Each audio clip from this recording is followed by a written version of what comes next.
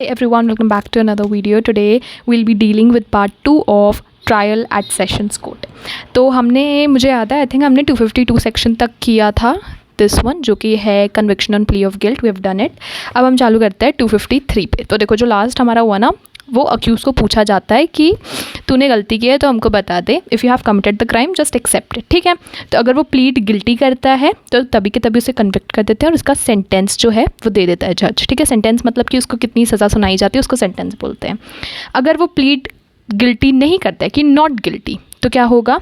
Trial आगे बढ़ेगा. Trial आगे बढ़ने के लिए जज पहले एक डेट देगा. किसको? प्रोसिक्यूशन को. 253 says that date for prosecution's evidence. जज एक डेट देगा कि जब अक्यूज्ड रिफ्यूजेस टू प्लीड, तो व्हाट द जज will do, he will fix a date for examination of witnesses. ठीक है. तो अभी तक प्रॉपर ट्रायल कभी चालू हुआ ही नहीं था. पब्लिक प्रोसिक्यूटर ने सिर्फ इतना बताया था कि what are the facts of the case, what are the charges bought against the accuse. तो अब प्रॉपर ट्रायल होगा. तो ट्रायल किस चीज़ पे बेस होगा? ऑब्वियसली विटनेसेस पे, एविडेंसेस पे, because it's a criminal trial. ठीक है. तो जज विटनेस की एग्जामिनेशन के लिए डेट देगा. फिर उसके बाद there is one more aspect to it कि अब विटनेस को बुलाने के लिए कोर्ट तक, वो लोग खुद तो आएंगे नहीं, तो कोर्ट तक बुलाने के लिए, चाहे वो पर्सन हो चाहे वो डॉक्यूमेंट या थिंग हो, इन दोनों को बुलाने के लिए कोई भी ऐसी चीज़ जो as a witness, as an evidence act करेगी उस केस से रिलेटेड, तो व्हाट शुड बी डन कि जो पब्लिक प्रोसिक्यूटर है या जो भी आपका लॉयर है वो क्या एक एप्लीकेशन देगा. किसको? जज को. जज को एक एप्लीकेशन देगा. किस चीज़ के लिए? समन के लिए. कि समन इशू किया जाए कोई भी पर्सन को for compelling the attendance of any witness. Witness could be any person और फॉर एनी थिंग, और the production of any document or thing. या तो आप समन करो इस विटनेस को, इस पर्सन को, या तो आप कोई भी डॉक्यूमेंट या थिंग जिसकी मुझे ज़रूरत है वो समन करो. ठीक है. ये सब एक एप्लीकेशन में लिखा जाएगा. लॉयर लिखता है, पब्लिक प्रोसिक्यूटर लिखेगा. क्योंकि अभी we are dealing with prosecution's evidence, तो पहले पब्लिक प्रोसिक्यूटर एप्लीकेशन लिखेगा जज को फॉर समन. तो ये जो दीज टू जो लाइंस दी हुई है ना बेयर एक्ट में, ये मैंने लाइंस बेयर एक्ट से उठाई हुई है. तो ये जो लाइंस दी हुई है ना, ये बेसिकली समन्स के लिए होती है कि समन इशू किया जाए. ठीक है. This is only for that. अगर हम बेयर एक्ट से भी पढ़े इस सेक्शन को, सेक्शन 253 कहाँ है? इतना सा सेक्शन है. It says if accused refuses to plead और डज नॉट प्लीड और क्लेम्स टू बी ट्राइड, ये तीनों सेम चीज़ है, अलग अलग तरीके से बस लिखी हुई है. Is not convicted under section 252. 252 मतलब प्ली ऑफ गिल्ट के अंदर. द जज shall fix a date for the examination of witness as I explained earlier, and on the application of the prosecution issue any process for compelling the attendance of any witness or production of any document or thing. यही हमारा bear act में भी दिया है. Simple, ज़्यादा नहीं, 4 line का section है, बट 2 एस्पेक्ट दिए हुए हैं.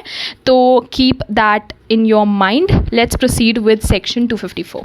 सो 254 में क्या दिया है? Evidence for prosecution. ये है हमारा सेक्शन 254.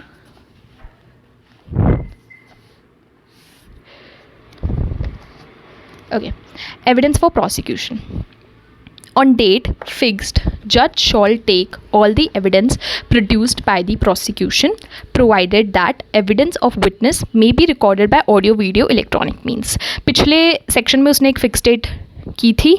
उस दिन जज क्या करेगा? सारे एविडेंस लेगा जो भी प्रोसिक्यूशन प्रेजेंट करेगा, और वो सारे एविडेंस प्रोवाइडेड दैट, मतलब बेयर एक्ट में भी दिया रहता है ये प्रोवाइडेड इज बेसिकली प्रोविजो, मतलब as an extra to that sub section. ठीक है. तो ये जो है, इट सेज दैट जितना भी एविडेंस है वो ऑडियो, वीडियो, इलेक्ट्रॉनिक मीन्स के तहत रिकॉर्ड भी होगा. Audio video means as a video और एज एन ऑडियो आप इसको रिकॉर्ड करके रख लो. ठीक है. सेकेंड सब सेक्शन क्या बोलता है? Deposition of evidence of any police officer और public servant may be taken through audio, video, electronic means. Same चीज़ है, बट बोल रहा है कि इस बार अगर कोई पुलिस ऑफिसर या कोई पब्लिक सर्वेंट अपना एविडेंस दे रहा है उस केस में, तो उसको भी ऑडियो, वीडियो, इलेक्ट्रॉनिक मीन्स के under you should record it.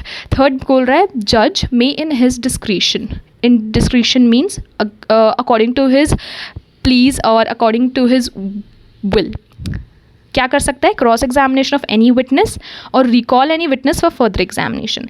वो क्रॉस एग्जामिनेशन अलाउ कर सकता है अगर उसको लगता है कि इट इज़ नेसेसरी, या अगर ऐसा कोई डिफरेंट एस्पेक्ट है जो कि आ सकता है क्रॉस एग्जामिनेशन के through. It totally depends on जज, उसके डिस्क्रिप्शन पे कि वो अलाउ करे ना करे. ठीक है, तो क्रॉस एग्जामिनेशन कर सकता है.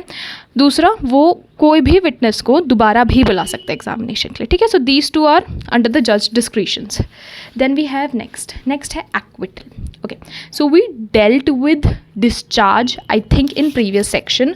पहले मैंने आपको डिस्चार्ज बताया कि डिस्चार्ज क्या होता है प्रीवियस वीडियो में. Discharge basically means dismissal of charges. It is given in section 250. Discharge जो रहता है ना, वो केस चालू होने के पहले होता है. ठीक है, कोई भी केस है and before starting of that case अगर जज को लगता है कि there is no ground to proceed further in that case, तो डिस्चार्ज दे दिया जाता है. जो एक्विटल रहता है, एक्विटल हमारे केस के दौरान मिलता है. एक्विटल बोलते हैं कि सारे चार्जेस से जो एक तरीके से अक्यूज जो है वो हो जाता है free from all the charges, बाइज्जत बरी जो बोलते हैं वो एक्विटल होता है. तो एक्विटल क्यों होता है? अभी तो केस ख़त्म हुआ नहीं. What is the reason? देखो, 3 वजहों की वजह से हो सकता है कि या तो एविडेंस लिया और एग्जामिन कर लिया अक्यूज्ड को, फिर उसके बाद प्रोसिक्यूशन को और डिफेंस को दोनों सुन लिया, उसके बाद इन तीनों कंसिडर करने के बाद, इन तीनों चीज़ों को कंसिडर करने के बाद अगर जज को लगता है, इफ़ जज considers that there is no evidence that accused committed the offence, then जज shawl record N order of acquittal. As simple as that. Acquittal तभी मिलेगा जब सारी चीज़ों को मद्देनज़र रखते हुए all these things are taken in to consideration and still जज feels that there is no evidence. यहाँ पे मैंने लिखा हुआ है no evidence that accused has committed the crime. So if जज फील्स दैट, देन व्हाट जज will do, he will record N order of acquittal. As simple as that. 255 भी ज़्यादा बड़ा नहीं है. बेयर एक्ट से देखना है, बेयर एक्ट से देख लो, but I think I have made almost same notes ही बनाए हुए हैं मैंने. देखो 4 लाइन का है. If after taking evidence for the prosecution, examining the accused and hearing the prosecution and defense on the point, judge considered that there is no evidence that accused has committed the offense, judge shall record an order of acquittal. Okay? Now we will proceed with another section, that is 256, entering upon defense. ठीक है? Prosecution का evidence ख़त्म हो गया है. Prosecution के बाद मैंने आपको बताया था कि प्रोसिक्यूशन के बाद आता है डिफेंस.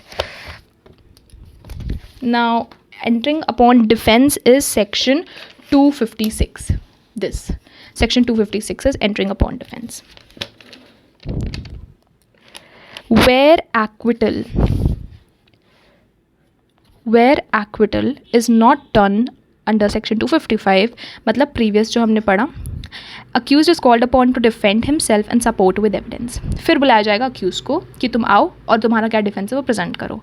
जब तुम्हारा एक्विटल नहीं हो पाया, मतलब जज को लग रहा है कि उसने ये क्राइम शायद किया हो. ठीक है, there is any point of discussion, ये कोई पॉइंट ऑफ डिस्कशन हो सकता है, या there are any type of strong evidence कि हाँ भाई अक्यूज हो सकता है कि he might have done the offence. ठीक है, तो वो बुलाएगा कि आके अपना डिफेंस दो और प्रूफ करो कि तुमने नहीं किया. सेकेंड सबसेक्शन क्या बोल रहा है? If accused puts in any written statement, जज should file it with record. Second subsection है सिंपल, कोई भी रिटन स्टेटमेंट देगा जो फाइल होती है हमारे केस की, उस पर वो एज अ रिकॉर्ड उसको फाइल कर देगा. ठीक है, फिर उसके बाद थर्ड है, if accused applies for issue of any process of compelling attendance of any witness or production of any document or thing. We have read this before. ये हमने कहाँ पढ़ा था? Production of things in prosecution में, जहाँ मैंने आपको बताया था कि प्रोसिक्यूशन एप्लीकेशन देगा किसको? जज को, कि तुम समन करो इन लोगों को या इन डॉक्यूमेंट्स को. ठीक है, तो अब किसकी बारी आ रही है? अब आ रही है डिफेंस की, अब आ रही है अक्यूज्ड की बारी. तो अक्यूज्ड भी समन के लिए एक एप्लीकेशन देगा. किसको? जज को. अक्यूज्ड अप्लाई करेगा जज को किस चीज़ के लिए? इशू कर, समन इशू करो of any process of compelling attendance of any witness. Compelling attendance मतलब कि उनको बुलाया जाए, कोई भी विटनेस को बुलाया जाए, ऐसा कोई प्रोसेस इशू करिए. प्रोडक्शन ऑफ एनी डॉक्यूमेंट या थिंग, या फिर कोई डॉक्यूमेंट या थिंग जिसकी ज़रूरत डिफेंस को है वो भी बुलाई जाए. ठीक है, तो जज शॉल इशू सच समन्स और प्रोसेस अनलेस, देखो यहाँ पे दिया हुआ है. अब ये एक एक्सेप्शन है. ठीक है, कि उसमें तो ऐसा अनलेस नहीं दिया था प्रोसिक्यूशन वाले में, है ना, कि जज सीधा इशू कर देगा, उसका कोई दिक्कत नहीं, सिर्फ एप्लीकेशन मिले तो शायद कर दे वो इशू. इसमें क्या दी हुई है? एक एक्सेप्शन दी हुई है. यहाँ पे एक्सप्लिसिटली मेंशन्ड है वो एक्सेप्शन. क्या दी हुई है? कि unless he considers for reasons to be recorded that such application should be refused due to vexation और delay in justice it may cause. अब वो क्या बोल रहा है कि अगर जज को लगता है कि अब क्योंकि देखो ये एप्लीकेशन किसकी तरफ से आ रही है, अक्यूज्ड की तरफ से, ठीक है। अब अक्यूज़ की तरफ से आ रही है तो उसको पता ना उसने क्राइम किया है कि नहीं किया है। अगर बाई चांस उसने किया हो एंड वो एप्लीकेशन इस वजह से दे रहा है ताकि केस ऑल आगे बढ़े, लेंदी हो जाए, ठीक है, यहाँ पे वो चीज़ लिखी हुई है that such application should be refused why due to vexation और डिले इन जस्टिस। वो इसलिए दे रहा है ताकि केस आगे बढ़े and there would be delay in justice, ठीक है। फालतू का अनऑक्यूपाइड यू नो मतलब बिना वजह का ना जो टाइम वेस्ट हो ना, अगर वो उसके लिए दी जा रही है, अगर वो जस्टिस के एंड्स को मीट करने से रोक रही है तो वो एप्लीकेशन को जज डिनाई कर सकता है। He would not consider it, ठीक है, उसको कंसिडर करनी है अनलेस एंड अनटिल ये रीजन्स हो, और उस रीज़न को उसको रिकॉर्ड भी करना पड़ेगा, ठीक है। आई थिंक ये थर्ड टाइम आ रहा है कि you have to record the reasons, before 2 बार आ चुका है ये सेम चीज़, ठीक है। ये आई थिंक सेकेंड टाइम आ रहा है, I don't think it's third, second time आ रहा है। आई थिंक पहले उसमें आया था ये डिस्चार्ज में, ठीक है। तो सेकेंड टाइम आ रहा है, reasons to be recorded, keep this in mind, it's very important. बहुत कम बार आता है कि जज को रीजन्स देने पड़ते हैं कि उसने ये क्यों किया, एंड जज को एक तरीके से मोस्टली तो जज अपने डिस्क्रिप्शन ऑफ विल पे ही काम करता है, बट कभी कभार they have to mention the reasons for what they have done, ठीक है। Next we'll deal with arguments 257. I hope this is clear. It contained 3 subsections. Simple है, not very difficult. पूरा जो डिफेंस का प्रोसीजर है लड़ाई करने का वो दिया हुआ था, ठीक है। Now we'll deal with arguments. Arguments दिया हुआ है section 257. I think second last section है ये. When defense examination of witnesses complete, prosecution shall sum up its case. Prosecution shall sum up its case and accused or his pleader must be entitled to reply, ठीक है। अब वो क्या बोल रहा है कि इसको हम उससे कट कर सकते हैं बेयर एक्ट से। कहाँ पर 257 यहाँ पे आर्ग्यूमेंट्स, ये देखो। When the examination of the witness if any, जितने भी थे किसके बचे हुए थे, अक्यूज्ड के, डिफेंस अक्यूज्ड के कंप्लीट हो जाएगा। प्रोसिक्यूटर क्या करेगा फिर उसके बाद केस को सम अप करेगा, ठीक है। हाँ ये हुआ, ये हुआ, सम अप करके वो अपने और his pleader shall be entitled to reply. किसका pleader, we are talking about the pleader of accused का प्लीडर। देखो क्या होता है ना, बेसिकली आर्ग्यूमेंट्स ना उतने फॉर्मल नहीं होते, आर्ग्यूमेंट्स हम नॉर्मल चीज़ों में आ जाते हैं, ठीक है। मतलब उसने कोई क्वेश्चन पूछा, आप रिप्लाई करो, ठीक है। प्रोसिक्यूटर ने पूछा, अगर यही चीज़ अगर अक्यूज़ ने पूछी है, कोई भी क्वेश्चन या क्वेश्चन ऑफ लॉ हो गया, कोई भी फैक्ट हो गया, तो आप प्रोसिक्यूटर रिप्लाई करेगा, ठीक है। तो बेसिकली क्वेश्चन और रिप्लाई का यहाँ पे आर्ग्यूमेंट्स में होता है। पहले में दिया हुआ है कि प्रोसिक्यूटर अपना केस सम अप करेगा, और अगर कोई भी क्या बोलते क्वेश्चन पूछा प्रोसिक्यूटर ने तो प्लीडर जो है वो उसका रिप्लाई कर सकता है। प्लीडर मतलब अक्यूज्ड का लॉयर, ठीक है। अक्यूज्ड या उसका लॉयर उसको रिप्लाई दे सकता है। फिर प्रोविजन यहाँ पे कह दिया, provided that where any point of law is raised by the accused और his advocate, prosecution may with the permission of the जज make his submissions to the point of law. भाई मैंने बताया ना, पहले अक्यूज रिप्लाई करेगा prosecutor के question का, फिर उसके बाद अगर कोई भी पॉइंट ऑफ लॉ अक्यूज्ड उठाता है, ठीक है, कोई भी ऐसे क्वेश्चन जो उसको नहीं समझ आया, कोई भी डाउट हो दूसरे एडवोकेट से, दूसरी तरफ से, दूसरी पार्टी से, तो वो सिंपल है कि प्रोसिक्यूशन उसके लिए submissions make his submissions with regard to that point of law, as simple as that, ठीक है। Not very complicated. पता है बेयर एक्ट की लैंग्वेज थोड़ी कॉम्प्लिकेटेड होती है। If you decode it completely, अगर आप उसको डेसिफर कर लो एक तरीके से, तो it makes much more easier, you know, उसकी अंडरस्टैंडिंग आपको ईजिली हो जाएगी। Now will deal with last, that is 250, that is judgment of acquittal और conviction. Okay, acquittal is basically सब चार्जेस से उसको वो कर देना कि इसके चार्जेस जो हैं they are free now, no charges have been put on the accused. Conviction मतलब उसको सेंटेंस कर देना, कन्विक्ट मतलब उसको उसके चार्जेस को प्रूव हो जाता है तो गिल्टी करार देना उसको, ठीक है। तो जजमेंट या तो आप जजमेंट एक्विटल की हो सकती है कि वो फ्री हो गया, उसने कोई गुनाह नहीं किया है, या तो कन्विक्शन की हो सकती है कि वो गिल्टी है, ठीक है। तो after hearing the arguments and points of law, जज shall give a judgment in the case as soon as possible within a period of 30 days from the date of completion of arguments, which may be extended to a period of 45 days for reasons to be recorded in writing. वो क्या बोल रहा है कि एक बार arguments ख़त्म हो जाए उसके बाद जज अपनी जजमेंट सुना सकता है विद इन 30 days के अंदर। यहाँ पे भी मैंने यहाँ लिखा हुआ है कि within 30 days the date of completion of the arguments, जज जो है अपना सुना सकता है जजमेंट, ठीक है। ज़्यादा से ज़्यादा एक्सटेंड करो उसको सिर्फ 45 days के लिए, that too also for reasons to be recorded. यहाँ third time reasons to be recorded आ गया, ठीक है। तो 45 days एक्सटेंड हो सकती है, but minimum completion of arguments के बाद, यहाँ पे मैंने लिखा हुआ है कि देखो यहाँ पे I have given it in short, defence complete completion of arguments and 30 days. ठीक है, in 30 days में you have to give the judgment, as simple as that. Now which may extend to 45 days for reasons to be recorded. Now we'll could do the last subsection or last section.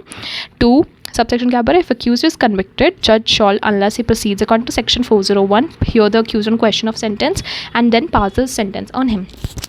Convicted मतलब अगर prove हो जाता है कि वो guilty है, the accused has done the crime, तो जज क्या करेगा कि unless he proceed with section 401. What is 401? 401 is कभी कभार जज good conduct of the accused या प्रोबेशन के अंडर अक्यूज्ड को रिलीज़ कर देता है. तो 401 उसके ऊपर है कि अगर वो गुड कंडक्ट के ऊपर उसको रिलीज़ नहीं कर रहा है, तो what he will do is he will hear the accused on question of sentence. Question of sentence मतलब उसको अगर अपने पनिशमेंट ऑफ सेंटेंस के लिए अगर कोई भी क्वेश्चन होगा रिलेटेड, तो he can ask that to the जज. ठीक है, और उसके बाद वो सेंटेंस पास कर सकता है. सेंटेंस क्या होता है? कोई भी पनिशमेंट या फाइन फॉर्मली जब उसको जज मेक करके जब उसको पास करते हैं तो उसको सेंटेंस बोलते हैं. ठीक है, that's as simple as that and we are done here. The judgement is also given. So that's all. Last इसमें भी यही लिखा हुआ है, नॉट समथिंग डिफरेंट. मैंने ऑलमोस्ट सब बैर एक्ट से ही छापा है अपने बुक में, अपनी कॉपी में. It's nothing different, so it's almost the same. तो that's all for sessions at the trial court. I hope I'll meet you in the next video. Thank you.